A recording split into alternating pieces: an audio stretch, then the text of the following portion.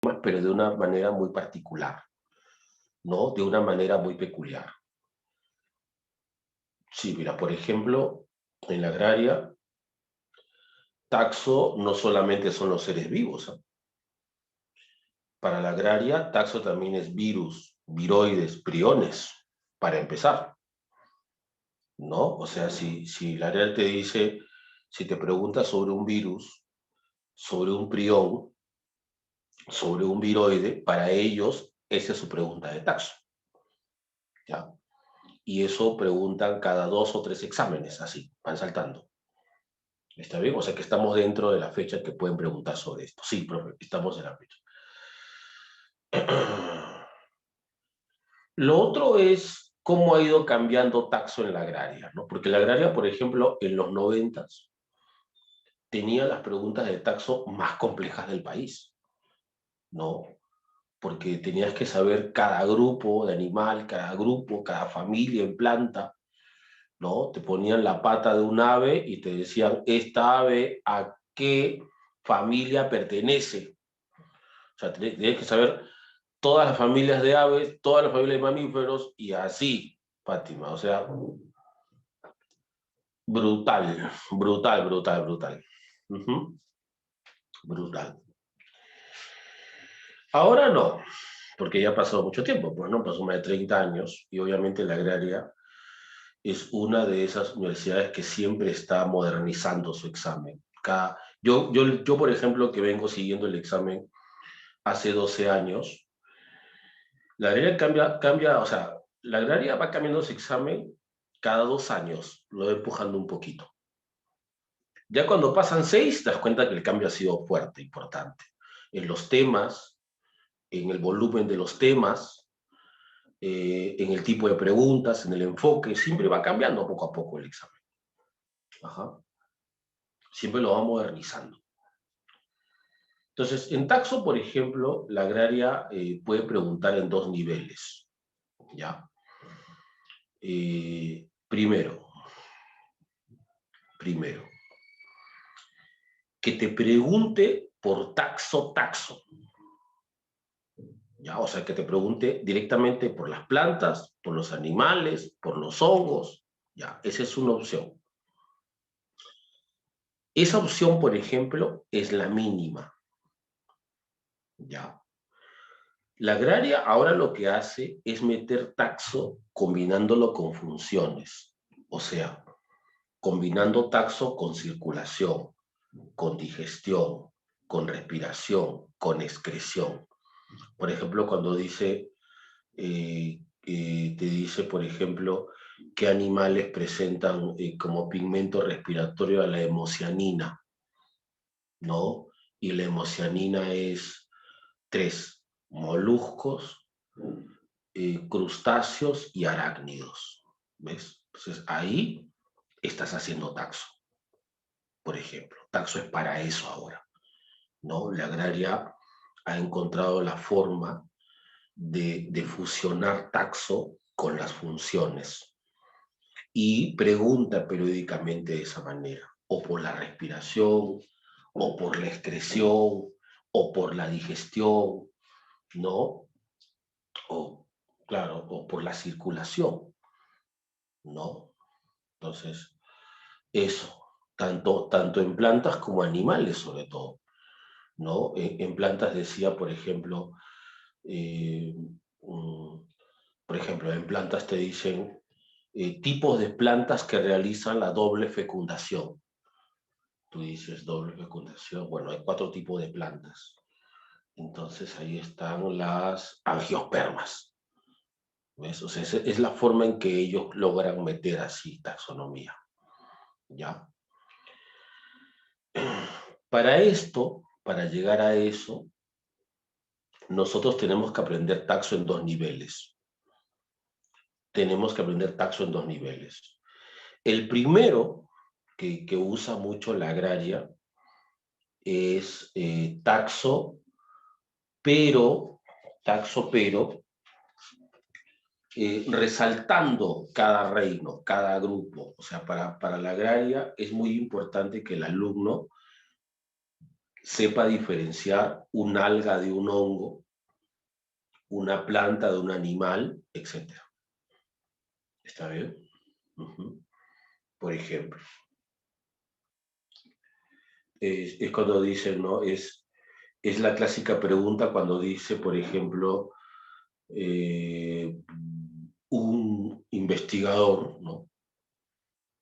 ¿No? Un científico, un estudiante, descubre, encuentra un organismo y te pone sus características. Te dice que tiene pared, que tiene plastidios, que es multicelular, que es autótropo, y cierran diciendo a qué reino podría pertenecer. Entonces, ese tipo de preguntas, muy típica de la agraria, son preguntas que se enfocan, ¿no? Son preguntas que se enfocan a que el alumno sepa diferenciar cada reino, que conozca cuáles son las características de los individuos en cada reino. También, por ejemplo, pertenecen a ese enfoque, pertenecen estas preguntas que te dicen, un hongo, a diferencia de un alga, entonces tú para eso también tienes que tener muy claro cuáles son las características de un hongo y cuáles son las de un alga, ¿cierto? Claro. Entonces, ese es un tipo de preguntas que hace. El segundo tipo de preguntas, que es el más útil cuando lo juntas con funciones, es conocer los grupos en cada reino. O sea, conocer las características que logran diferenciar al reino. O sea, yo sé que en las plantas hay 4 divisiones, ¿cierto? Brigofitas, pteridofitas, gimnospermas y angiospermas. Ya, pero ¿qué criterios se utilizan para separarlos? ¿Qué criterios son importantes para separarlos? ¿No? Yo sé que en las algas hay diferentes grupos, pero ¿qué criterios se utilizan? ¿Está bien? ¿Cuáles son los representantes, al menos de un grupo? Por ejemplo, dicen un helecho. ¿A qué grupo pertenece un helecho? ¿Mm? Entonces, debemos conocer por lo menos un representante, 2 de cada grupo. ¿Está bien? Entonces, debemos conocer 2 niveles. Primero, requisitos para pertenecer a ese reino. Y segundo, una vez dentro de ese reino, como requisitos, características para que yo separe a ese reino en grupos. ¿Qué diferencia una gimnosperma de una angiosperma, una monocotiledonia de una dicotiledonia, un mamífero de un reptil y así? ¿Está bien? Entonces vamos a hacer un poco de eso, ¿ya? Vamos a enfocarnos a eso para que sea más útil. ¿Está bien?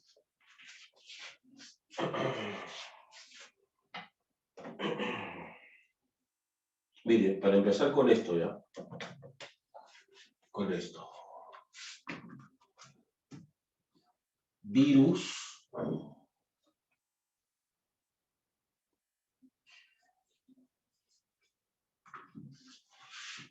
prión,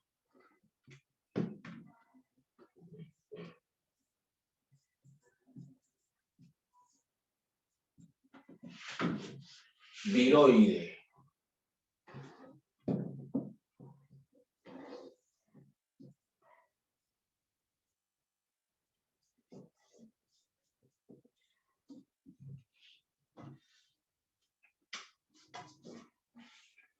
Virus, prión, viroide. A ver.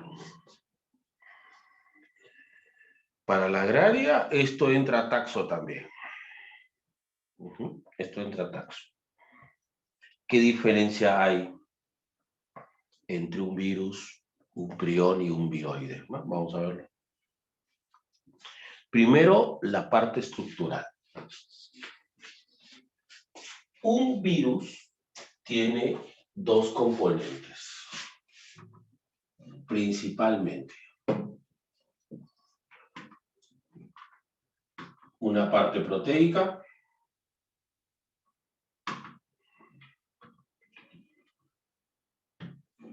una parte proteica y un ácido nucleico.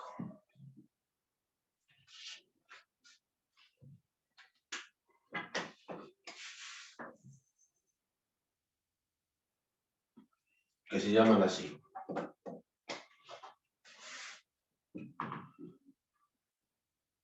Cápside, esa es la parte proteica, y material genético.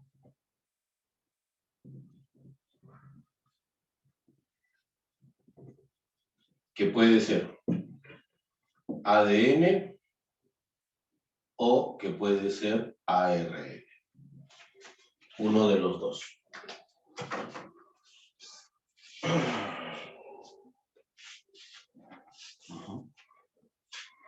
Así está formado un virus. Bien, profe. Adicionalmente,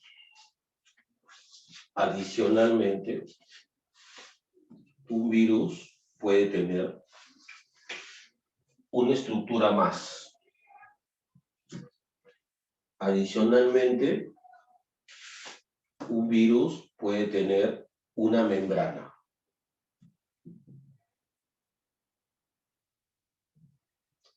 Adicionalmente, un virus puede tener una membrana. ¿Ya? Adicionalmente, puede tener una membrana.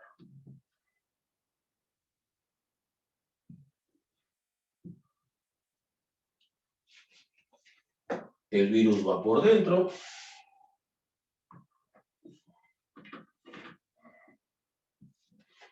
Con su material genético. Y la membrana va por fuera. Y la membrana tiene proteínas que le ayudan a entrar a las células. Es el caso, por ejemplo, del coronavirus, ¿no? El coronavirus es de este tipo.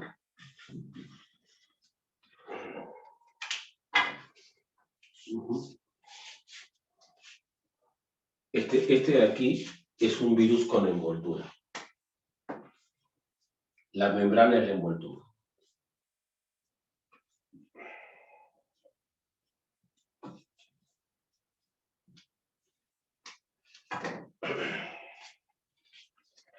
Es un virus con envoltura. Ya, profe. Bien. Dos opciones. Ojo, estructuralmente hablando. Ya. Y el caso de los priones, profe. ¿Qué es un prión? Un prión es simplemente una proteína infecciosa. Profe, ¿solo proteína? Sí. ¿No ácido nucleico? No. Solo proteína. Una pequeña proteína infecciosa. Solo proteína. Ese es un prión.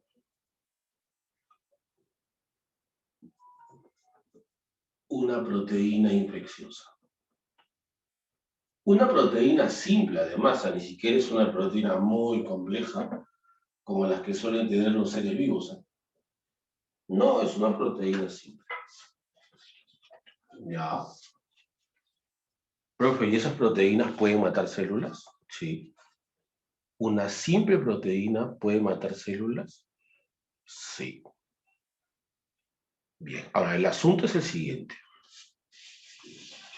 Los virus afectan a todos los seres vivos. Todos los seres vivos. Los priones, solo los animales. Ese es el tema. Y además, solo a las células nerviosas. Solo a neuronas. No es algo general. A neuronas principalmente. Profe, ¿qué es un viroide? Un viroide es un pequeño ARN infeccioso. Un viroide es un pequeño ARN infeccioso.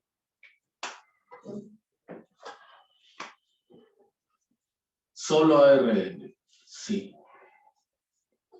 Sin proteínas, sin proteínas. ¿Y afecta a todos los seres vivos? No, solo a las plantas.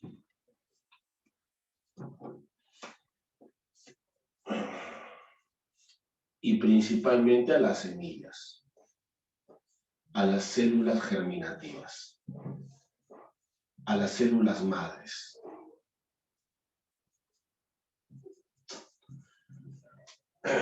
Ahí está. O sea, como que tienen más limitaciones. Sí, tiene más limitaciones.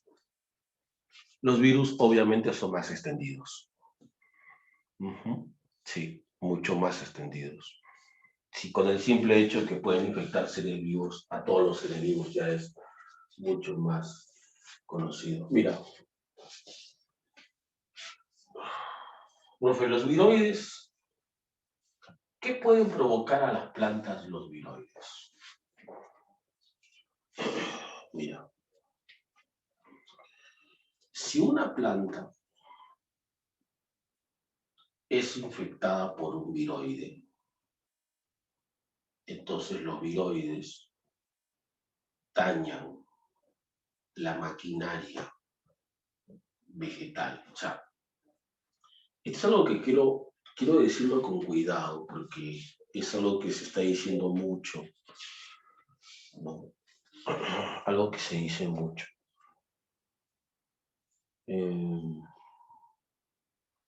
Sobre todo por los antivacunas, ¿no? Como ustedes saben, muchas de las vacunas, sobre todo las más, digamos, renombradas, las que cuentan con más prestigio, ¿no? Son vacunas ARN. O sea, a ti te van a inyectar ARN si es que accedes a una de esas vacunas. Te van a inyectar ARN. ¿Está bien? Y algunos de los antivacunas, por ejemplo, dicen que como nos inyectan ARN, entonces eso afecta a nuestro ADN, da cáncer, tumores, mutaciones, nuevas... La verdad, patean biología, pero a la mala. Es como agarrar a golpes a una célula, en serio. Porque de verdad no saben lo que dicen, ¿no? Porque el ADN nuestro está en el núcleo, para empezar. Y el ARN no entra al núcleo, ¿no? El ARN sale del núcleo, no entra, no es para entrar. Así es que nunca tendrá contacto con el núcleo y nunca tendrá contacto con tus genes. El ARN se queda en citoplasma y ahí se lee y ahí se forma la proteína. Lo que te ponen es un mensajero. Y ahí lo que hace la célula es fabricar esa proteína en el citoplasma, ¿no? Y en el caso de la vacuna, fabricas la proteína del virus. Solo la proteína, no todo el virus, ¿no? Porque para eso haría falta más genes, y no te ponen más genes, te ponen uno nada más. Bueno, un ARN, ¿no? Entonces es diferente, es otra historia. En el caso de las plantas, y mira que los antivacunas no saben de esto, porque si los antivacunas saben de esto, lo van a usar de pretexto, ¿no? Así que no sé, por ahí, cuidado, si un antivacuna conoces, explícale esto, pero con calma, porque él va a decir, ¿no ves? Un ARN entra en la planta y la planta se ve afectada. Igual va a ser con la vacuna, o sea, él va a decir automáticamente 1 más 1 es 2, así es simple, para él es muy simple, y no toma en cuenta los detalles. Este ARN entra a la célula madre, progenitora, germinativa, ¿está bien? Germinativa. Entra a la célula germinativa, ¿no? Y logra multiplicar proteínas, logra que los ribosomas fabriquen proteínas, y estas proteínas, como no son proteínas típicas de la célula, entonces lo que hacen es dañar la maquinaria de los ribosomas, dañar la maquinaria de producción de proteínas. Y eso trae como consecuencia que las células, por ejemplo, no puedan crecer. Si es el caso de una semilla, por ejemplo, no podrá germinar. No podrá germinar. Si es una planta que está creciendo, pues su tallo experimenta un proceso que deja de crecer, o su raíz. Y obviamente, al no desarrollar esa raíz, la planta muere, porque no podrá, digamos, abastecer de nutrientes a esa planta creciente. Entonces, lo que afecta básicamente es el crecimiento de las células y los tejidos. Eso es lo que hace. ¿Está bien? Por eso te digo, ¿no? Si una antivacuna se entera que esto existe, va a decir, igual, seguramente que ponen vacuna y los chicos no van a crecer, ¿no? Aunque yo no sé qué tanto se puede parecer una semilla a un niño, ¿no? Pero bueno, con esos muchachos hay que esperar de todo. Bien. Profe, ¿cómo es por ejemplo? ¿Cómo son los priones? ¿Cómo actúan los priones? Ya mira. Los priones actúan de la siguiente manera. ¿Está bien? Los priones actúan de la siguiente manera. Paso número 1, entran a las células. Burlan todos los sistemas de seguridad y entran a las células. Paso número 1.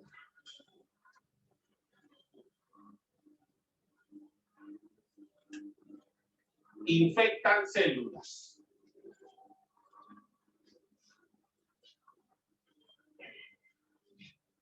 Paso número 2. Se supone que la célula tiene sus proteínas también, pero se supone también que las proteínas de las células son más complejas. Obvio, las proteínas de los seres vivos son mucho más complejas. Pero ¿qué es lo que pasa? ¿Qué es lo que sucede? Esto es algo que todavía los científicos no entienden, ¿no? Porque una cosa es que vean qué es lo que pasa y otra cosa es que lo comprendan, ¿no? No se sabe por qué razón, pero en presencia del prión, las proteínas abandonan su forma, pierden su forma original y adoptan la forma del prión, como que imitan su forma. Obviamente, al hacer eso, que no se sabe por qué sucede, las proteínas abandonan su función y al abandonar su función original, la célula muere. Eso es lo que pasa. Y estos nuevos priones salen de aquí a infectar más células, ¿no?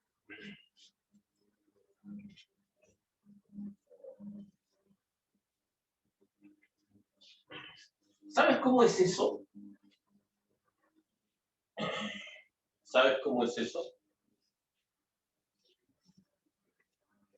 Es como así, como los zombies, ¿no? Hemos visto demasiadas series de zombies, amigos, en serio, estoy hasta acá de zombies ya, ¿no? Zombies, zombies, zombies, zombies, zombies, zombies por todos lados, ¿no? Bueno, pero igual voy a usar un ejemplo de zombie. Es como que es una casa, un refugio. Está bien, Harold, es un refugio. Hay 10 personas normales, sanas, que sí quieren comer, pero quieren comer verduras, pollo, chaufa, ¿no? Y de pronto se cuela un zombie por la ventana. Se mete un zombie y empieza a morder. Y la gente poco a poco se va transformando en zombie también, ¿no? Claro, un zombie, por alguna razón desconocida, forma humanos en zombies también, ¿no? Y así, todos se van transformando en zombies, ¿no? Esto es igual, pero a nivel proteínas. Este es como una proteína zombie, ¿no? Que se mete y en presencia de esa proteína, todas adoptan la forma así. Y al adoptar esa forma, pierden su forma original, pierden su función y la célula muere. El caso más conocido es el prión que provoca el mal de las vacas locas, o como decían Misión, ¿no? Encefalitis espongiforme bovina, el mal de las vacas locas, ¿no? Y ahí los priones provocan la muerte masiva de las neuronas, tanto que hacían que el cerebro del animal se llene así como las esponjas de agujeritos, de huequitos. Y obviamente cuando eso sucedía, el animal perdía el control motor de su cuerpo. O sea, caminaban las vacas como temblando, les costaba ponerse de pie. Luego ya no podían levantarse y morían. No podían ni alimentarse tampoco, y morían. Esto se desarrolló en el Reino Unido en los 90, ¿no? Y los ingleses, muy típico de ellos, igual sacrificaban a las vacas y vendían la carne, ¿no? Porque en esas épocas era así, ojo, no sé, usted ahora no es así, pues no, ahora no es así. Ahora tú escuchas que dicen, y por lo tanto, no se conoce qué leí hace poco en Perú, creo que van a sacrificar, creo que sí es en Perú, pues, en Perú van a sacrificar 50.000 cabezas de ganado. Por la crisis no hay que darle de comer, hay pobreza, entonces los ganaderos van a sacrificar 50.000 cabezas de ganado. Claro, claro, mejor vender carne porque la leche no se está vendiendo, ¿no? Hay una crisis de consumo y bueno, ¿no? Pero igual cuando hay epidemias también que sacrifican aquí, sacrifican allá, ¿cierto? Pero en esas épocas no era así. En esas épocas moría un animal igual, con ají, la clásica, todo pasa, ¿cierto?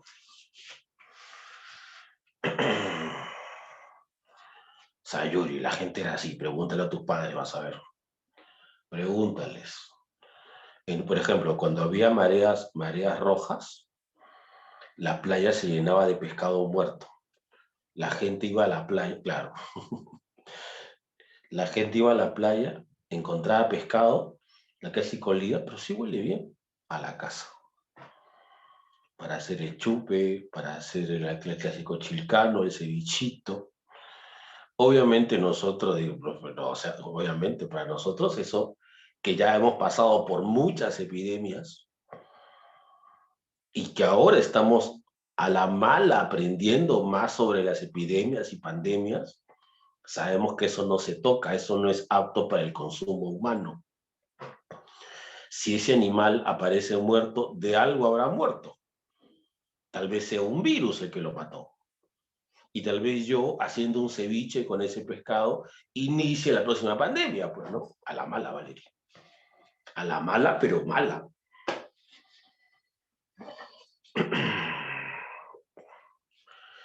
¿Cómo se habría iniciado la pandemia? No lo saben todavía. los científicos todavía no tienen ni idea de cómo se inició y eso es algo que complica porque si ni siquiera sabes el punto de origen, así están las cosas, pues. Entonces, en los 91, hace 30 años, ¿Qué es cuando todo estuvo, lo que se sabe? ¿de qué? Del coronavirus. Hay tres Sí. hipótesis. Hay tres hipótesis. La primera es la de siempre, murciélago humano a través de un vector.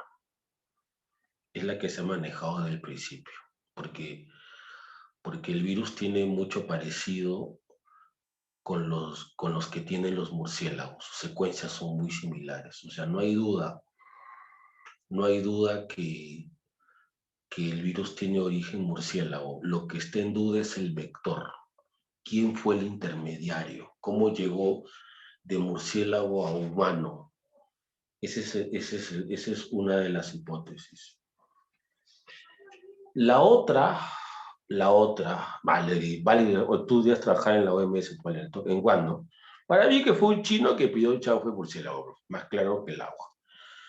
Así que Valerie, lo descubrió. de frente. Valerie va a la OMS. Chao, Valerie. A trabajar a la OMS, a Nueva York, ahí está. ¿No? Asesorar a esos pillos que no saben nada, no tienen ni idea qué pasa en el mundo, ¿cierto? Inútiles, ahí está. Ecologistas, como decimos nosotros, ¿no?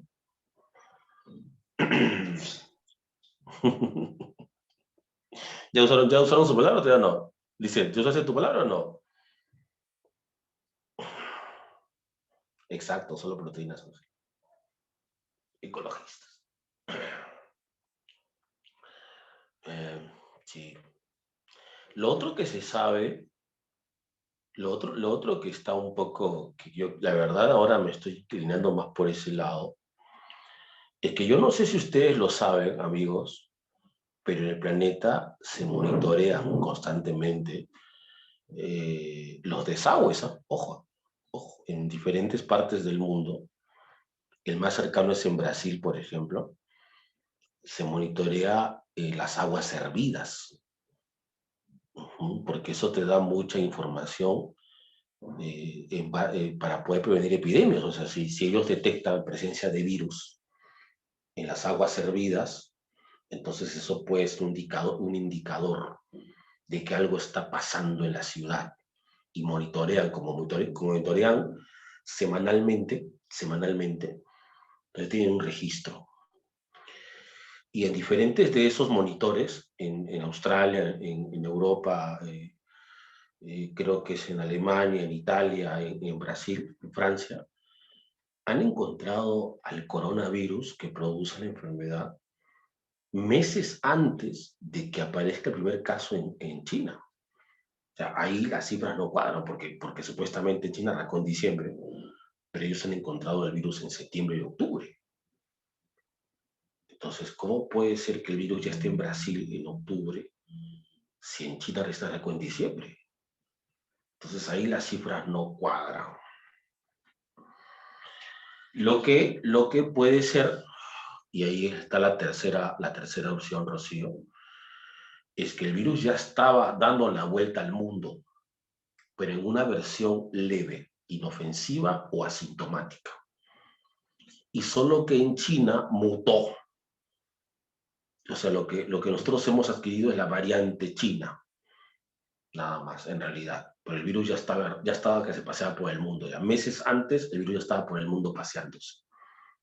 Por eso lo que están haciendo ahora, Claudette, es buscar en los hospitales de las ciudades registros antes de diciembre del 2019 para ver si hubo casos anómalos de neumonías o infecciones respiratorias.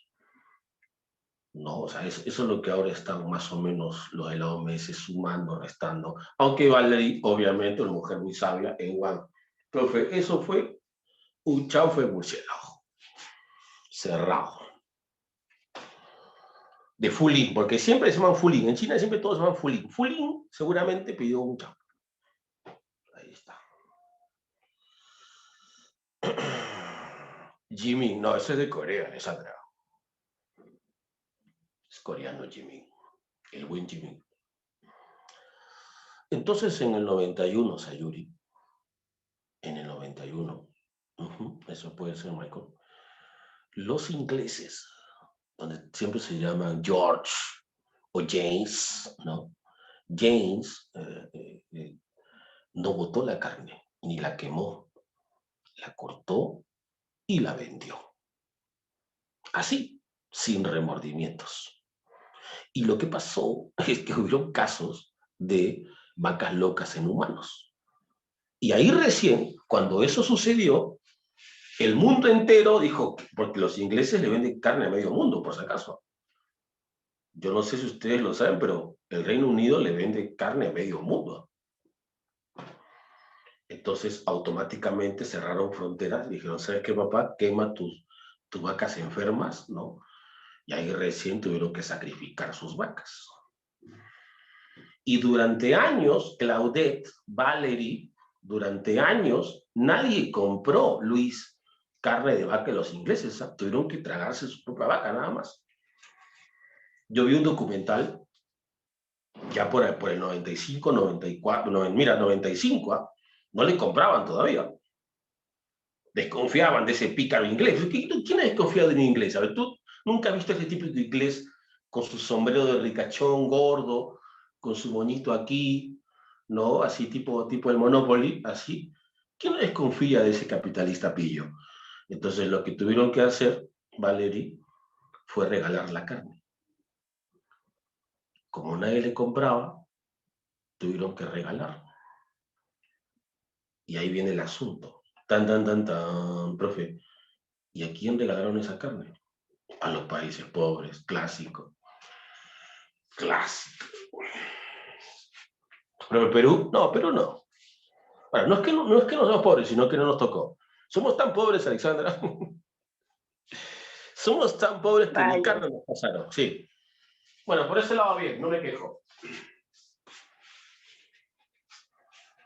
Sí, esos ingleses. Y tuvieron que pasar muchos Bueno, años. Perú tiene papa. Sí, pero pasaron muchos años hasta que recién. Pero por eso ahora hay protocolos muy estrictos. Por eso ahora, por ejemplo, ustedes que van a agronomía, para que ustedes exporten sus productos son un montón de protocolos. Ahora el mundo es así.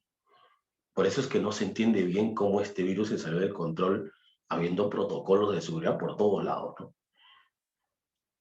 Ese es el tema, un poco también que decepcionó los controles, ¿no? Pero por lo menos en cuanto es plantas y animales que se exportan, que se importan, hay controles. El protocolo del murciélago. Vale, tú vas a la OMS, pero como jefa de frente, ¿ah?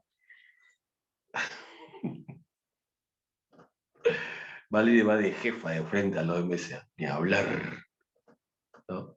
Esa mujer. Así o más creativa, como dice, ¿no? Bien, muy bien. La agraria ya preguntó por vacas locas. Como decía Víctor temprano, siempre suelen repetir, así que ojo con esto, que esta pregunta en 2014, hace 7 años, ¿ah? Hace 7 años. Lo que preguntó hace poco fue del Scrappy en las ovejas.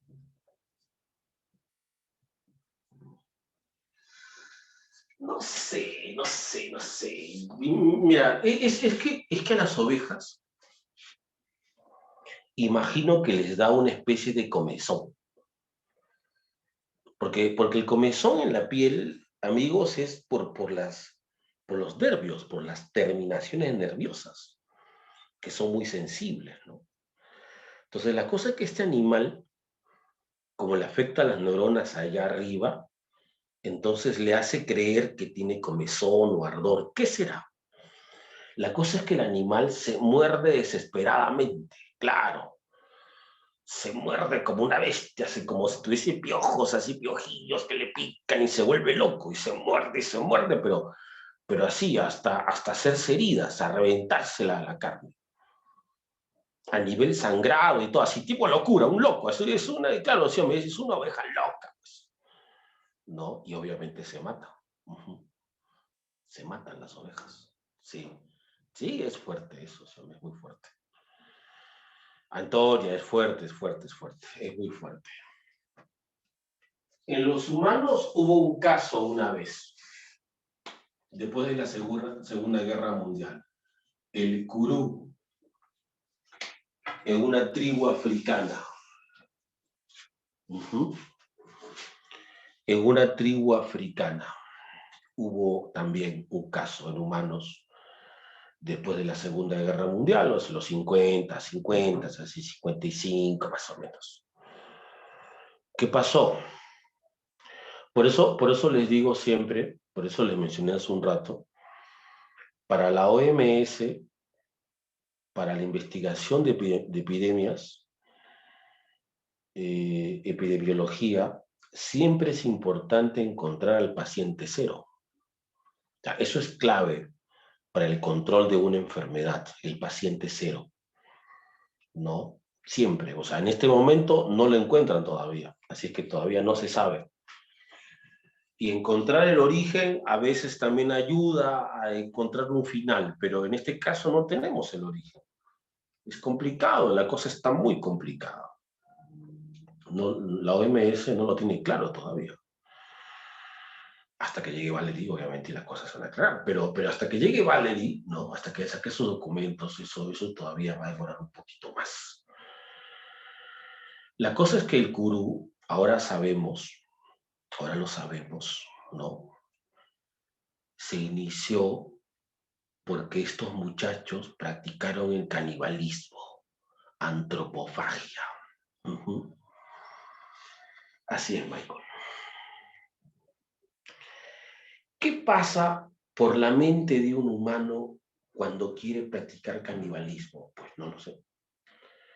La cosa es que Xiaomi, es que era el velorio de un amigo, de un colega, ¿no? De la tribu con la que ellos solían cazar. Y de la nada, no se sabe por qué, uno de ellos, empezó con uno, siempre empieza uno, un diablillo, un loco, que al pasó por su mente, y inició con el canibalismo. O sea, comió parte de la carne de su amigo antes de enterrarlo. A los pocos días, él también se enferma y muere.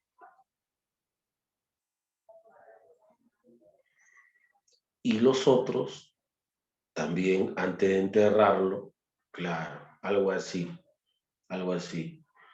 Igual, comen un cachito y así. Y mientras más comían, más morían. Y mientras más morían, más carne había.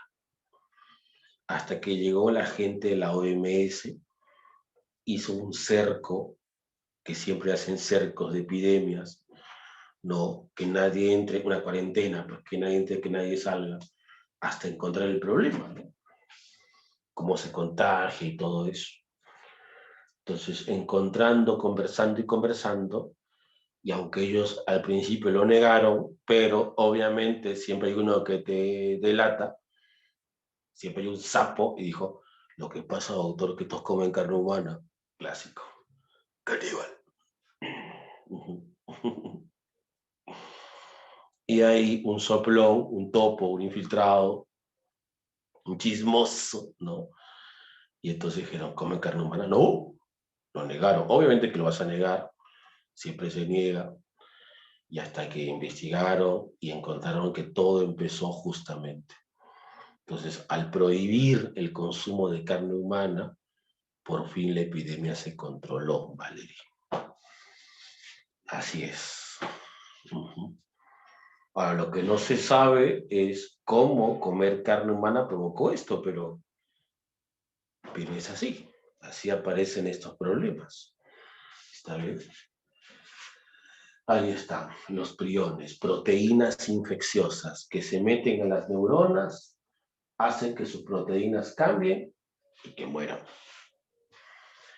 Y de los virus, bueno, qué mejor que el coronavirus, ¿no? Del virus sí somos expertos ya, ¿no?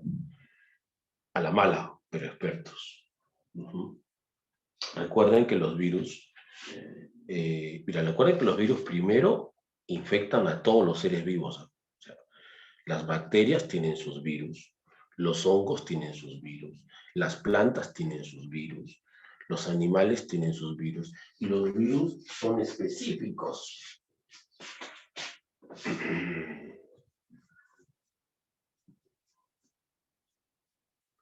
Y no solamente son específicos de los organismos, son específicos de las células también. Por ejemplo, la hepatitis.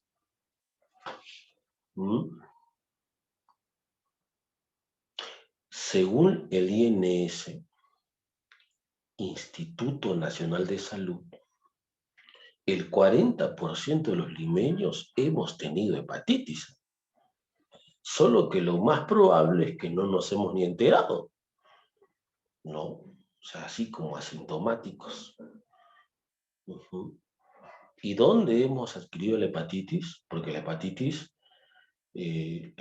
A, ¿no? que es la más frecuente, la hepatitis A se adquiere por vía oral, con los alimentos, ¿no? Y la mayoría de las personas que han sufrido de hepatitis, a veces con síntomas, a veces sin síntomas, es por comer en la calle. Y el caso de los chicos, por comer en los kioscos de las escuelas. ¡Oh, benditos kioscos!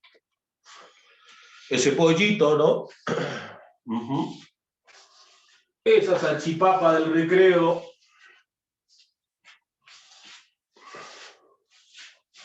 Ese bróster. Ese cevichito a la salida de Sol 50. Esa chichita. Ese chaufita. Ese panchito de un sol. Claro que sí, Katiuska, ¿no? Ñam ñam, dice, ¿no? Pues bien, yo solo hago esta pregunta, a ver. Todos hemos visto esos kiosquitos, antojó, dice, digo, ¿en serio te estás atojando? Yo estoy hablando de enfermedades, y tú te antojas, debería ser al revés, nena, que pierdas el hambre. Pero bueno, Diego tiene otra reacción. Diego reacciona de otra manera, ¿no? Claro, cuando yo estaba contando, y los ingleses regalaron esa carne con priones a los países pobres. Digo, estaba pensando, esa carne me hacía un chaufe de carne, una empanada de carne, un lomo, una hamburguesa. Te apuesto. Ay, Dieguito, este muchacho. Alimenten a Diego, por Dios. Yo les hago esta pregunta, sabios. Los kioscos de los colegios que están a mitad del patio donde uno jugaba el recreo. Eran esos clásicos kioscos improvisados. Jesús, compórtate. Eran esos kioscos improvisados, a veces de madera, a veces de latón. Y la ceñito, tenía acceso, tenía un caño, tenía un lavatorio, tenía agua y desagüe en su kiosco. En mi cole sí, dice Milagritos. En otros no. Un balde tenía, dice Ángela. No. ¿Y dónde estaba el único cañito del colegio? En el baño. Entonces la señora sacaba agua de ahí. Una tina tenía, ¿ves? Y en esa tina lavaba las frutas, la lechuga la lechuga para ponerle a tu hamburguesita, que era de cartón con sabor, ¿no? Claro, y entonces ahí estaba la conexión. 1 más 1, hepatitis.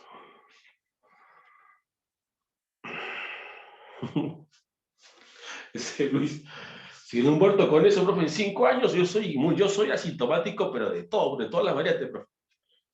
¿No? No te la juegues, Luis, no te la juegues. A saber qué santo te habrá protegido en la primaria. A ver qué santo te evitó que te mueras en primaria, ¿no?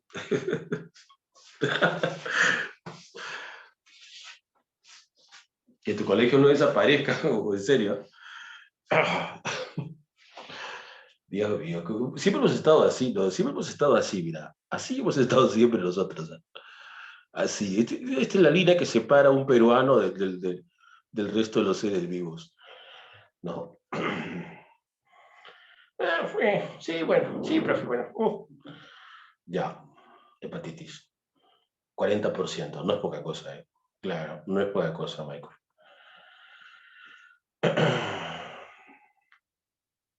El problema, Michael, amigos, es que los virus son mutagénicos, lo sabes. Eso también lo has aprendido a la mala.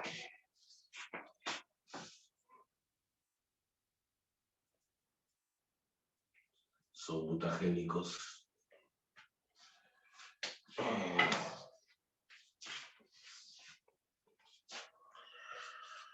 Justo, claro, y cada vez producen variantes cada vez más diferentes, más complejas, más resistentes, en poco tiempo. Justo leí el otro día, el viernes creo, la vacuna Pfizer no es buena, no responde bien ante la variante sudafricana. La variante sudafricana se ríe de Pfizer.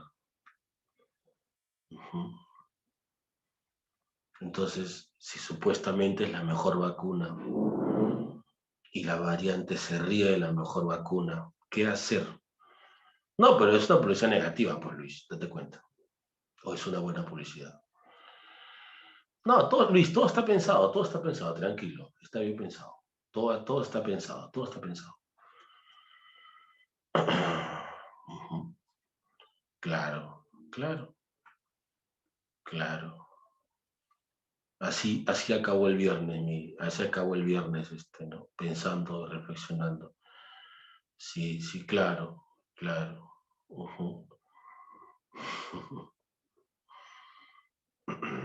Así es. Difícil, ¿no? A veces los virus mutan tanto, Valerie, tanto, que pueden saltar a otra especie. A veces mutan tanto que saltan a otra especie. Ustedes eran muy chicos, pero ¿se acuerdan de la porcina? ¿Alguien tiene un recuerdo remoto de la gripe porcina que le decían así? Que le decían así, ¿te acuerdas o no? ¿Ustedes qué estaban en primaria? Con mi Charito, seguro, ¿no? En inicial. H1N1. Con mis Pati, ahí está. Mis Pati. Con mi Charito. Con mi Chelita. Con mis Katy. Con mis Valerie. Con mis Rosita.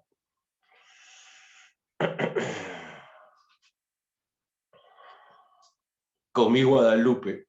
Ahí está Valerie, claro. Siempre mis, ¿no? Que en este caso, me acuerdo, la epidemia se inició en México. Esta vez fue en México. Y recuerdo que discriminaron a todos los mexicanos. Me acuerdo que justo un equipo mexicano jugaba la Copa Libertadores en Argentina y no los dejaron bajar del avión. No baja nadie, le metemos bala. Y tuvieron que regresarse a México.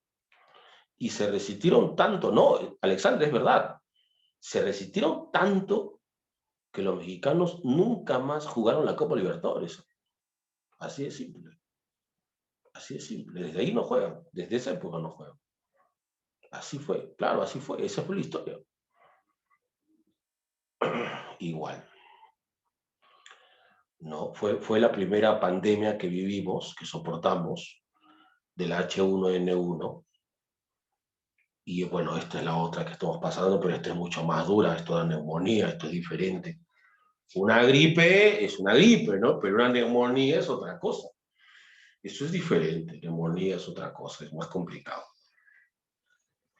En el caso de lo que se llamó la porcina, En ese caso el vector fue el cerdo. Fue el cerdo. El virus pasó del cerdo al humano. El humano tuvo contacto con las secreciones del cerdo. Ese fue el detalle. Ese fue el punto. Lo del ébola fue igual también, porque el caso del ébola fue los murciélagos también. El caso del ébola fue murciélago también, el vector. Claro. Sí, ese es el detalle. Ahora, eso pasa, eso sucede porque los virus tienen esa capacidad de mutar y de saltar a otra especie, como ha pasado con este caso, por ejemplo, que todavía se está investigando, pues no, pero igual, son altamente mutagénicos. ¿Está bien? Entonces, ahí tienes unas características, déjame tomar la foto.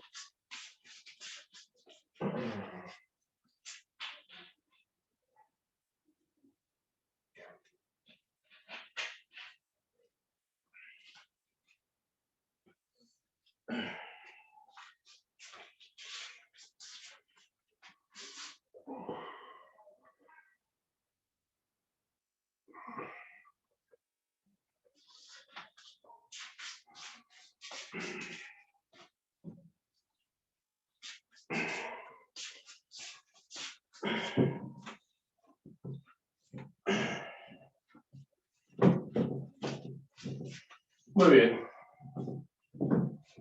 Taxo.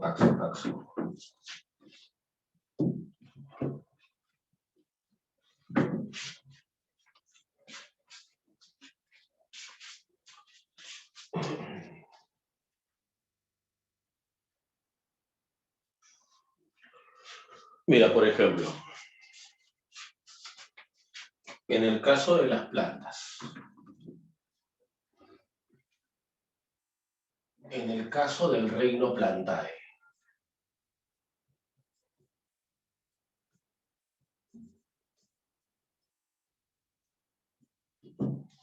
ya. ¿Cuáles son los criterios para poder clasificar a las plantas en diferentes grupos? Bien, tenemos. Primer criterio. Los haces conductores.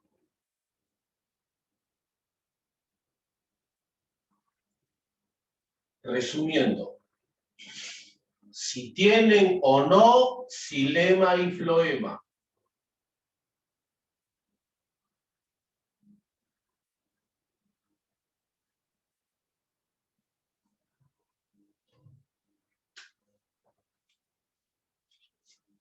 Si tienen o no xilema y floema.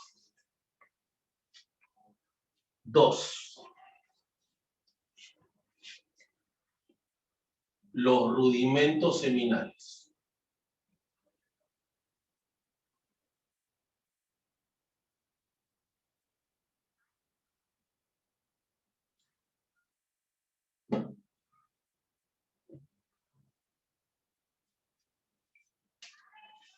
Profe,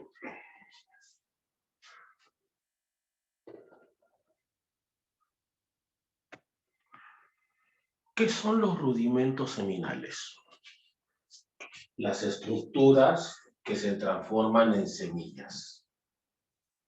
O sea, si la planta forma semillas o no. 3. Ovarios.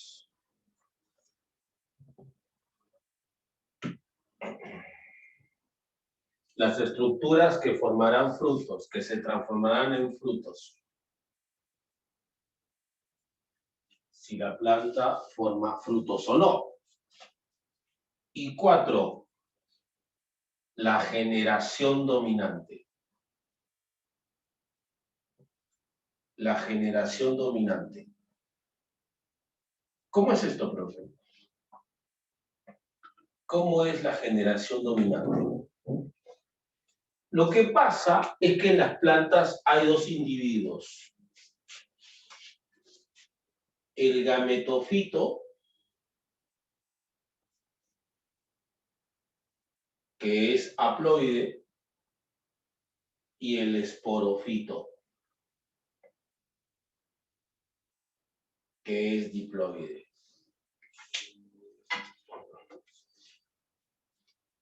Toda especie vegetal tiene dos representantes.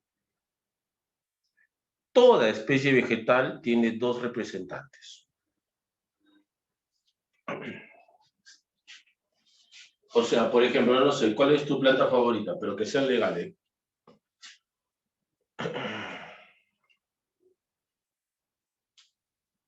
¿Cuál es tu árbol frutal favorito? Palta. Palta. Siempre la palta, ¿no? ¿Ya sabes qué te digo? Hay un palto haploide y hay un palto diploide. Hay dos. Siempre en toda especie vegetal hay dos. Porque si digo helechos, hay uno diploide, hay uno haploide. Sergio, ¿cuál es más rico? No sé, habría que probar. Pero, granadilla. Pero, miren esto. Haploide, diploide. ¿Está bien? Pero hay un detalle. Siempre uno es más grande que el otro. Y el que tú puedes ver es este. Porque el otro suele ser microscópico, pequeñito. Así, esa es la diferencia. Nunca son iguales. Nunca son iguales. Siempre uno es más desarrollado que el otro. Al que es más desarrollado se le llama el dominante. Y al que es pequeñito, el dependiente. Siempre es así. Un dominante, un dependiente. El dominante y el dependiente. Entonces, hay plantas donde el dominante es el gametofito, el más grande, el más desarrollado. Y hay plantas, en cambio, donde el dominante es el esporofito. Por ejemplo, el caso del palto, ¿no? El caso del palto. En el palto, el que domina es el esporofito. Es el esporofito. O sea, cuando tú ves el árbol de palto, estás viendo al diploide. Y si quieres ver al haploide, tienes que usar microscopio. Tienes que usar microscopio. Así de simple. Pero ¿y dónde lo busco? ¿En la raíz? ¿Seguro que está en la raíz? No, no está en la raíz. ¿Sabes dónde se esconde el dependiente? ¿Dónde? En la flor. Ojo, ojo. No que sea la flora. En la flor se esconde. O sea, si tú quieres ver al dependiente, tienes que buscar con microscopio en la flor. Ahí está escondido ese chiquitín. Pero siempre, en todas las plantas, hay dos generaciones. El haploide, el diploide. Y uno de ellos es el que domina al otro. Entonces, tomando en cuenta esos 4 criterios, nosotros tenemos 4 grupos de plantas.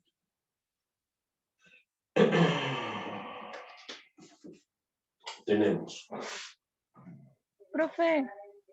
Dime. No entendí. ¿Se refiere a la florecita blanca que sale antes de que esté la...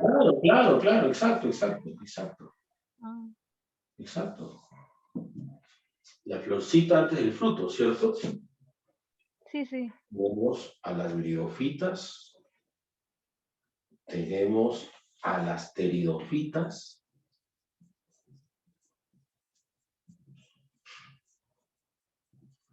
tenemos a las gimnospermas,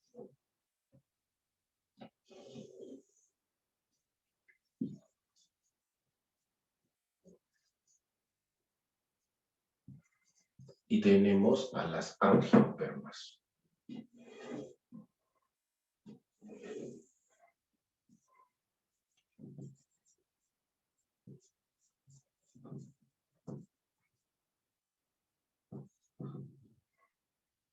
Ahí está. Briofitas, pteridofitas, gimnospermas y angiospermas, según esos criterios tenemos 4 tipos de plantas. ¿Está bien? Ya, por ejemplo, ¿quiénes son las briofitas? Ya. Musgos. Los musgos. Los musgos. ¿Conocen musgos ustedes? ¿Han visto musgos alguna vez? ¿Sí? No sé, a ver, no sé en qué parte de Lima podrán vivir, o si están viviendo en Lima, no lo sé. Ya, pero por ejemplo, cuando llegue el invierno, esas semanas que estamos muy nublados y con mucha humedad, no sé si han visto que en algunas partes de Lima, las colinas, porque se dice las colinas, no se dice los cerros, se dice las colinas reverdecen. Siempre con glamour, amigos. ¿Está bien? ¿Dónde vives? En una colina, ¿ves? Suena mejor. Suena mejor. Claro. Suena mucho mejor. Suena con más estilo, con más glamour. En mi colina, ahí está. Transmitiendo directamente de las colinas. ¿Ves cómo suena? Suena mejor. Suena con más estilo. Y si estás en básico 1, Hills. Cerro. En básico 1, Hills. Ahí está. ¿Dónde vives? En San Francisco Hills. Oh, Dios. Dios. ¿No? Sí. Sí. Traducción en el Cerro San Francisco. Claro.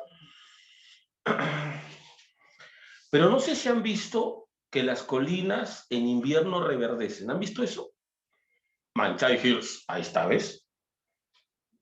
Hills Candela. Candela Hills. Candela Hills. ¿Alguna vez han visto a esas colinas reverdecer, verdosas? Adivinen qué es. Sí. Es musgo, exacto, es musgo, musgo del bueno. Musgo del bueno. Ah, Pachacamac, por ejemplo, claro. O también de San Juan, por Zárate, ¿cierto? Las lomas de Zárate, claro, la gente de San Juan del Lurigancho. Sí, eso es musgo, ¿está bien? Ahora, según los criterios, los musgos, las briofitas,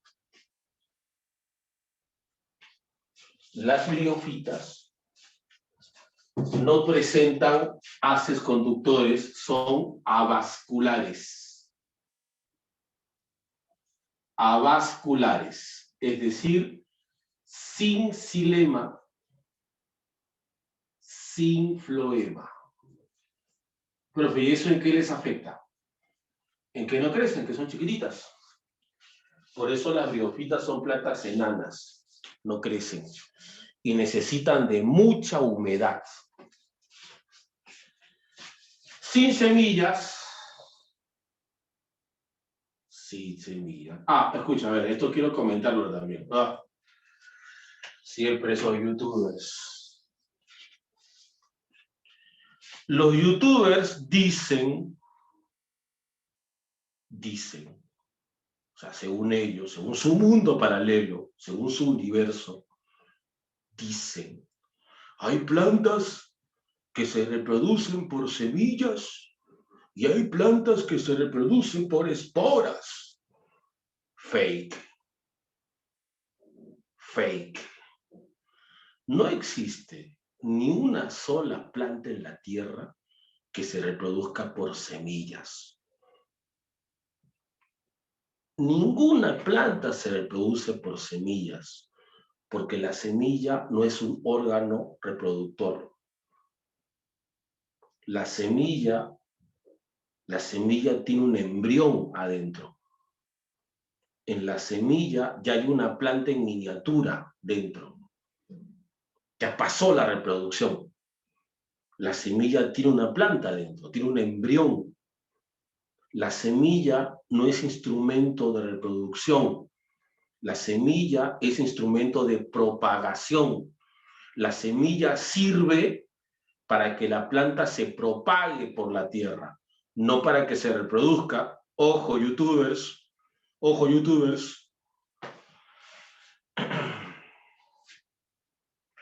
Por eso las plantas hábiles, por eso las plantas lo que hacen es generalmente, colocar esa semilla, ¿no?, dentro de un jugoso y tierno y dulce fruto. Entonces, cuando el animal come el fruto, lo pasa con todo y semillas.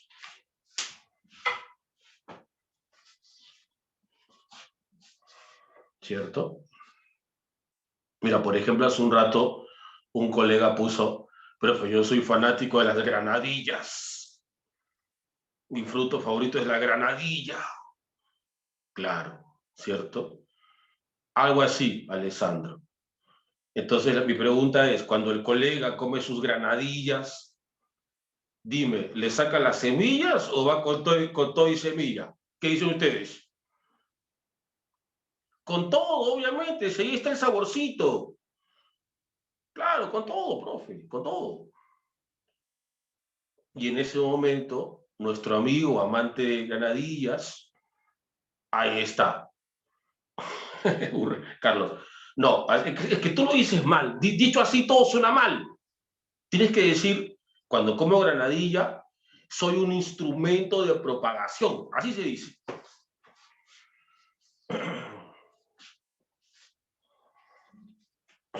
Sin detalles.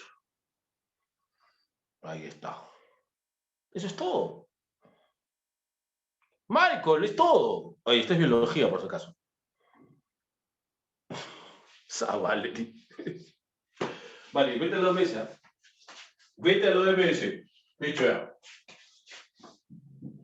Da ese talento que tienes. Bueno, en fin. Sin semillas, sin frutos, obviamente.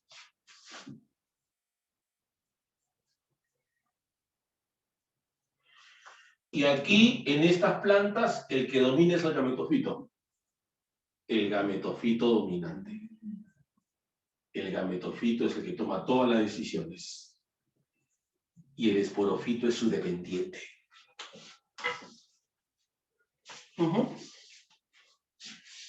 Briofitas. Pteridofitas. Aquí están los helechos.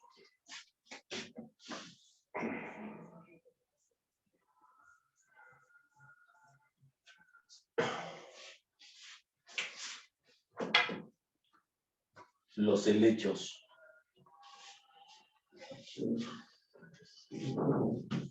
Sí presentan haces conductores, son plantas vasculares,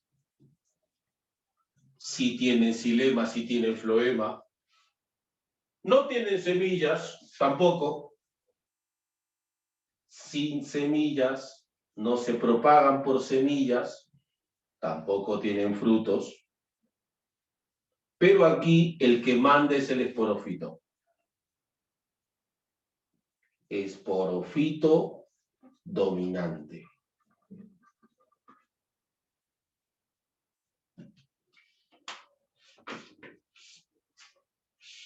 Bien, entonces, compadre, vean la diferencia.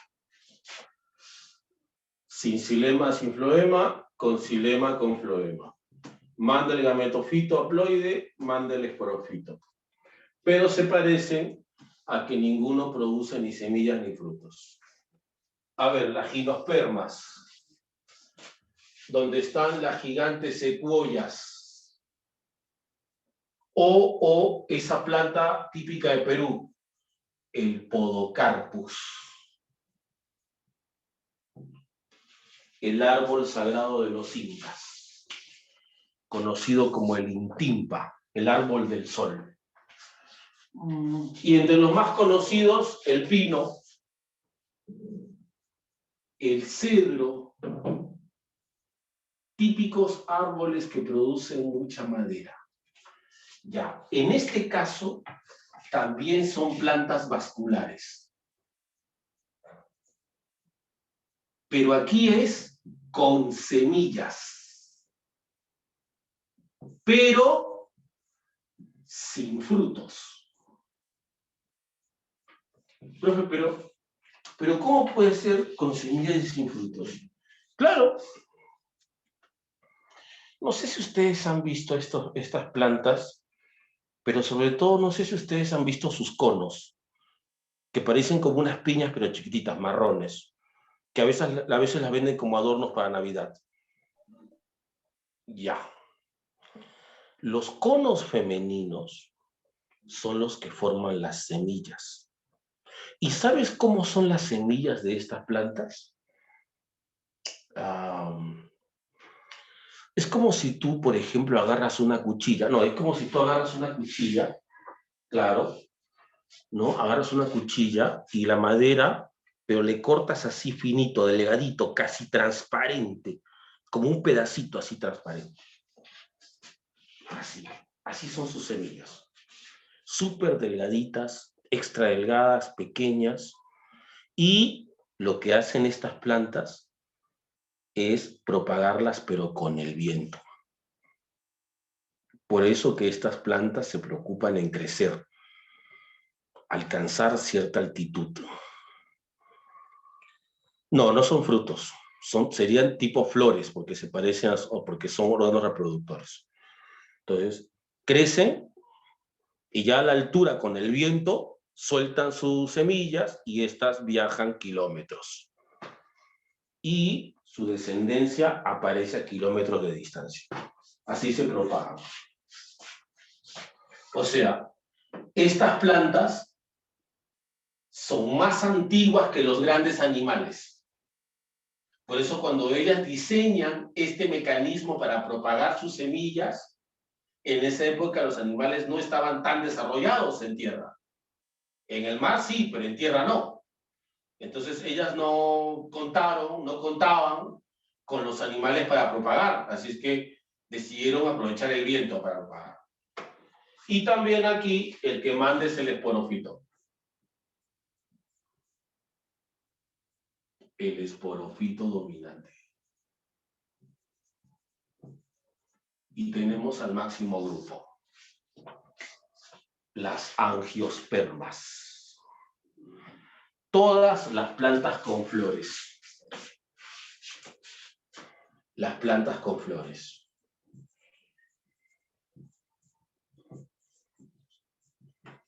También conocidas como antofitas.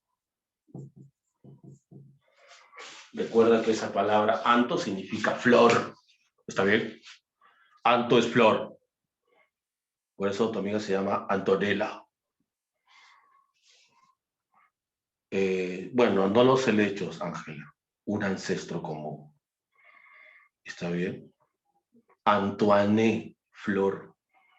Pero mi amigo se llama Antonio. ¿Antonio? No sé. Antonio. Floriciento, ¿no? Claro. Claro. Mira, nene, yo no le he puesto el nombre. Habla con sus padres. Estas son vasculares, con semillas, con frutos, las únicas con frutos, y el esporofito dominante. Ahí está, fíjate cómo, usando los 4 criterios, tenemos los diferentes tipos de plantas. ¿Está bien? Perfecto.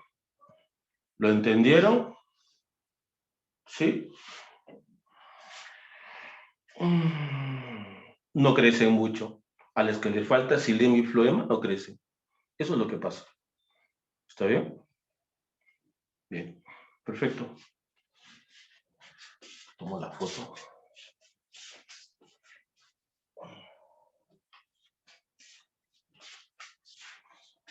Déjame tomar la foto. Ya, listo. Perfecto.